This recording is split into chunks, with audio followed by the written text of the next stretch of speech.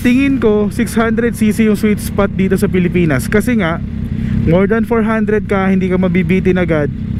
Tapos 600cc yung parang most of the riders, nandun lang yung skill nila na mamamaximize nila. Time check, 4:42 AM.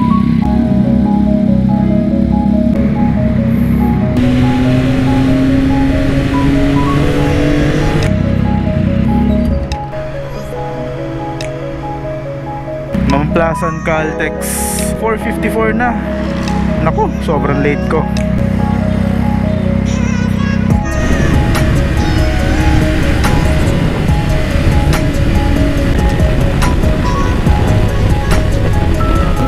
Pag nagra-ride ako mag-isa tapos medyo bumibilis, parang may pumipigil. Kapag may kasama, parang mas madali eh. Ito ata yung nalagpasan kong gas station dati, kung naalala nyo pa yung episode na yun. Dahil sa building na to, itong puti na to, nakaharang siya, tapos yung Caltex na logo doon pa lang lalabas eh, no? Yan, dito na tayo. Diba naharangan yung Caltex? Oops, tayo ang pinaka-late. Good morning, good morning. Sorry late. Maaga pa nga tayo. Maaga pa ba tayo? Meron pa. Hello.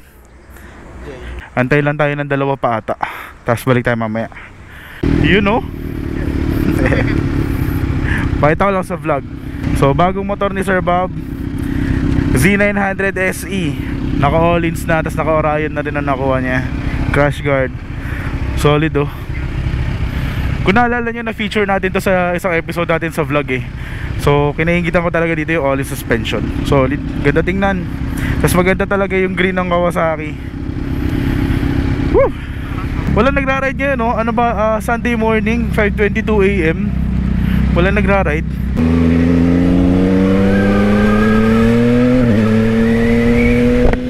Woo! Sarap. Liwanag na bigla. Alam niyo, nakakatuwa dito, itong Cardo pala, lagi ako nag-mute dito sa cellphone. Ang kaso, na-weirdohan ako nung una, pag nag-mute ako sa sarili ko, na-mute ko rin sila, so hindi ko sila naririnig.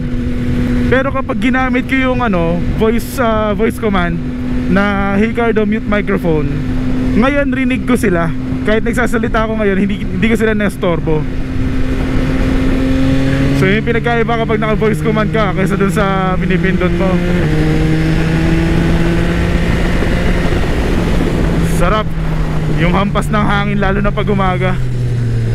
Shoutout to Sir Bob, solid Z900 sa SE. Nabitin na ata daw siya sa yung Triumph 600 niya dati.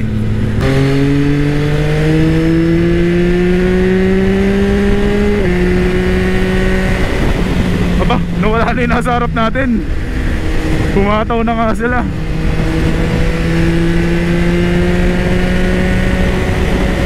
Ito pala. Ang pupuntahan pala natin ngayon ay Caperosa. Hindi ko alam, pero nung sinearch ko parang nasa Quezon Province. Pero Quezon Province na ba yun? Parang lapit. Tsaka ano lang to, legit na breakfast ride lang, kasi merong OBR yung iba.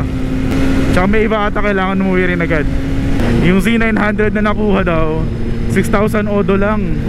Tapos naka Orion na rin. So solid, good deal. Mag-unmute lang muna ako. Angkas lang kayo sa biyahe natin papuntang Caperosa. Ganda ng panahon, tas wala pa nagra-ride.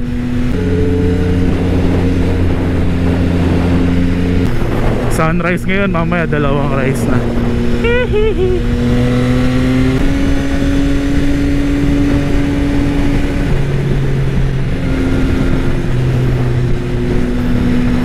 Ano Sir Bob, kumusta yung hangin? Wala ka ng windshield. Ramdam ba? Ramdam? Ganda sa kaliwa oh. Shoutout nga pala kay sir na nagaya ng ride, yung naka Trident 660. So di ko alam kung yung yaya niya ay ride lang kami. Siguro soon, di ba, magkasabay kami ng ride. Or test ride niya yung bike ko, test ride ko yung bike niya. Kasi sinesearch ko rin yung Trident 660 eh, yung sa Triumph. Medyo curious ako kung bakit mabenta siya, bukod sa pagiging 600cc niya. Direct competitor pala yun ng CB650R sa naked category, tapos 600cc category.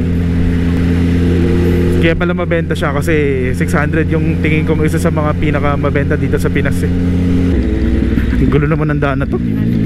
Oo nga mukhang diretso pero malubak.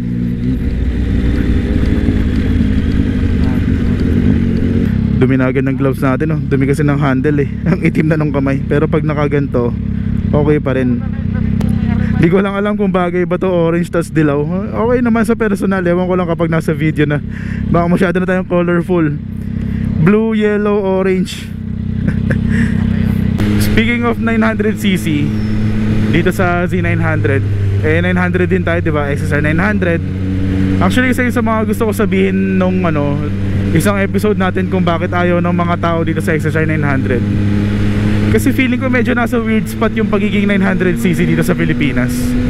Ewan ko kung ganun din yung nafe-feel nyo. Pero parang syempre ang pinakamabenta sa atin, tingin ko 400 kasi yun yung sa atin pwede sa highway, yun yung minimum. So yung mga 400cc bikes yan, number 1. Pero number 2, yung mga 600 kasi tingin ko nandun yung pinaka sweet spot na more than 400 ka hindi ka mabibitin. Hirapan ako magsalita pag naririnig ko sila.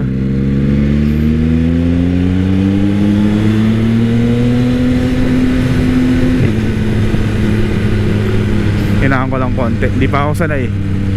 Alam mo yung sinasabi ko, yun nga, yung tingin ko 600cc yung sweet spot dito sa Pilipinas. Kasi nga more than 400 ka hindi ka mabibitin agad. Tapos 600cc yung parang most of the riders nandun lang yung skill nila na mamamaximize nila. Parang kahit na magaling ka na, yung given the road condition dito sa Pilipinas, kung ano yung itsura, kahit sa truck okay naman siya. Feeling ko yun yung pinakamagandang spot kapag nasa 600cc ka. Kaya medyo nagulat din ako na nabitin si Sir Bob Parang akala ko nga nun, sapat na yung 600. Lalo na yung Triumph ata na kanya, parang 660 pa nga ata yun. Not sure. Siguro talagang depende rin kung ano yung mafe-feel mo. Kasi tayo medyo swerte na sayang. Swerte kasi nasa 900cc category agad tayo. Pero ako nangihinayang ako minsan kasi ini-imagine ko na parang nawala yung experience ko na matry sana from bottom pataas. Unang na-feel ko yun nung nag-rent ako ng 450, nung nag-rent yung kaibigan ko ng 450 SR. Parang lahat ng naramdaman ko dun, parang hindi mabilis yung arangkada, mostly negative. Pero hindi dahil pangit yung bike, kundi dahil hindi ko maiwasan na yung comparison ko. Grabe, bumabanat na yung C9.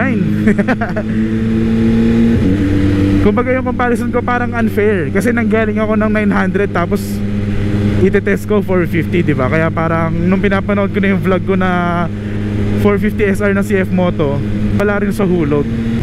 Kaya mamaya tatanong ko rin si Sir Bob kung ramdam ba talaga yung difference. Well, malamang ramdam yun kasi from 600 to 900 malaki rin. Pero guess nyo, yun yung mga experience na nawala na sa akin. Parang, uy, ang sarap, mas ano na ako ngayon, mas powerful na ako ngayon. Hindi ko na na-feel yun.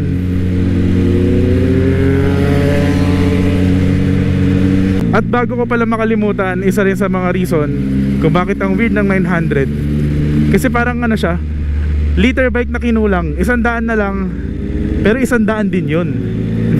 Diba? Parang wala lang, ano lang, para sa akin may dagdag yabang kapag naka liter bike ka. Ako lang yun Actually ako so far sa buong experience ko na more than a year of pagmumotor sa big bike, kung uulitin talaga, ang first bike na bibilin ko siguro 600cc tapos second hand.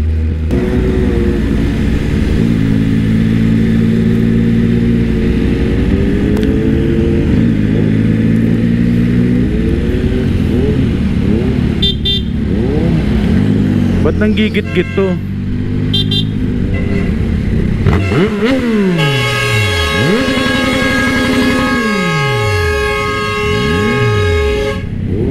Sira ulo, lane namin to, manggigit-git kayo pagaling. Galit pa ang loko-loko. Kala niya porket nakasignal siya Ganun-ganun na lang yun. Syempre antay ka ng turn mo. Anyway, hindi ko na alam kung natuloy yung sinasabi ko ulit. Lagi na lang nakakalimutan. Pero yun nga, parang dati kasi may arte pa na kahit yung ibang kaibigan ko gusto nila brand new, ganyan-ganyan. Ngayon inuudyokan ko sila na mag second hand. Pero gets na gets ko kasi kung bakit ayaw nung iba. Siguro as your first bike, may pag-iinarte ka pa. Pero ngayon sana talaga second hand. Liwanag. Tapos diretso ako ng 600cc.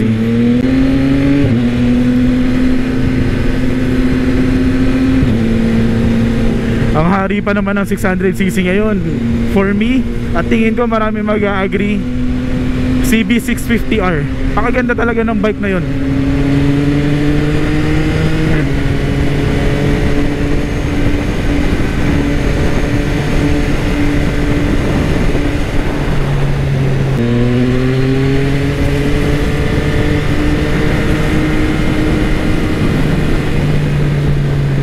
Kumusta na kaya yung tatay ko? Siguro naghuhugas ng pinggan yun. Naghuhugas ka, tapos yung tulala ka, dami mong iniisip. Sana umabot sa camera ko. Medyo malapit na rin tayo sa kakainan. Ano to, tubig? Uy. Wow! Mag-overshoot pa ako. Kamotes. Cute ng busina talaga nito. Buti pa ADV natin nakapiyaya. Bigla namang kumakanan to. Umiiwas din siya ng lubak. Tapos ngayon kakaliwa ka.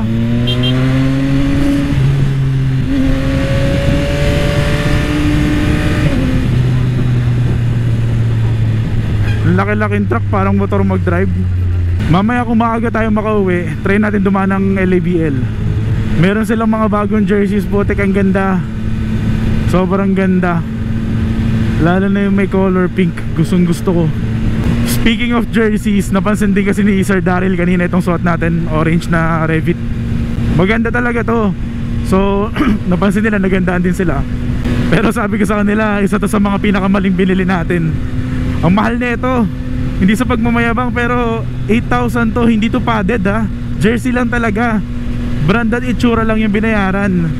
So maling mali. Hindi ko pa kasi alam kung magkano yung presyohan nun. Tapos nalaman ko 8,000, 10,000 meron ka ng full gear jacket.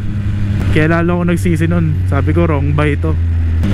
Medyo malapit na tayo sa pagkakainan natin, Cafe Rosa. Ganda ng bundok dun sa kaliwa. Shoutout kay Airpat na hindi nakasama. Sure ako naiinggit ka kung nanonood ka. Pero ito na yung time na mamimiss ko sa Airpat kasi bayaran na ng pagkain. Hindi na libre.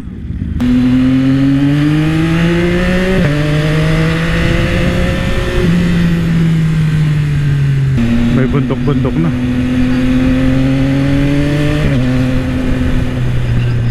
Ang taas na namin. Kanina pa kami paakyat ng paakyat. Time check 7:01. Ang problema 8 AM pa ang Cafe Rosa. Sumobra sa aga. Uy, mukhang maganda-ganda view natin dito. Ano siya, palayan? Wow, baka ma-shoot pa ako dyan. Langya, di ako nakatingin. Off-road. Mas maganda to, dire-diretso. So park lang kami, tapos balik tayo kapag nasa loob na. Vlog ko na lang yung itsura sa loob. Cafe Rosa. Maganda dito yung itsura ng bahay niya, aesthetic. May paduyan pa ayos upuan, tapos buko, duyan. Ganda.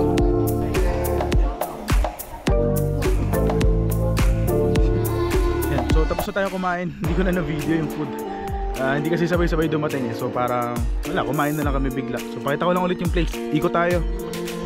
Ganda dito, maliwalas. Tapos ito, isang buong malaking bahay na old school tingnan. Pero okay yung vibe kasi talagang parang nasa farm ka. Kasi ito yung kapihan nila, tingnan natin. Naku, may leche flan pa ka, nakita ko. Caperosa. Alam ko di masyado kita sa GoPro kasi naka-wide, pero ganda-ganda ng view. Okay, so tapos na kami kumain, ride out na. Okay, okay naman yung place. Sir Bob, pwede magpa-picture? Di ko alam kung saan kami papunta. Tagaytay ata, pero basta pauwi na kami. Oops, so nga may bato. Makakadaliw ng isa. Wow, banking agad. Sarap.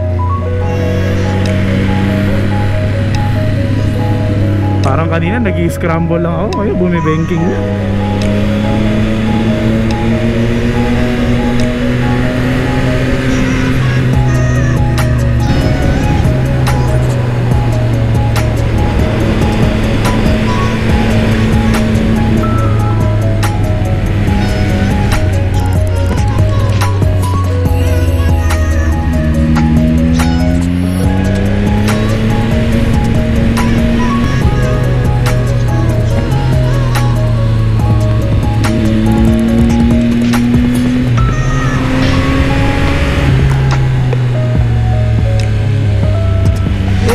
Sasayad na yung ano ko, pa ako.